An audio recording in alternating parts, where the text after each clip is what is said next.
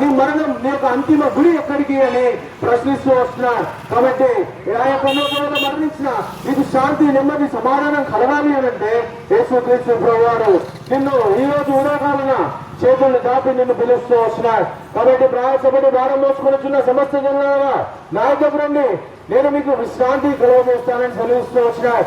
అంతేకాదు యేసుక్రీస్తు ప్రభువారు చెప్తూ వచ్చినాడు, నేనే మార్గాన్ని, నేనే సత్యాన్ని, నేనే జీవాన్ని, నా ద్వారానే తప్ప పరలోక రాజ్యానికి ప్రవేశం లేదు అని చెప్తూ వస్తున్నాడు. అంతేకాకుండా పరిశుద్ధ గ్రంథం బైబిల్ చదివిస్తూ వస్తుంది, లేఖన ప్రకారంగా ఆయన ఈ భూలోకంలో జన్మిస్తూ వచ్చినాడు, లేఖన ప్రకారంగా ఆయన ఈ భూలోకంలో మరణిస్తూ వచ్చినాడు.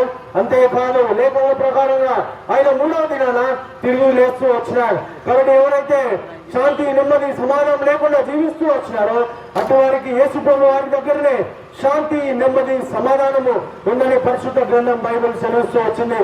ఇంకా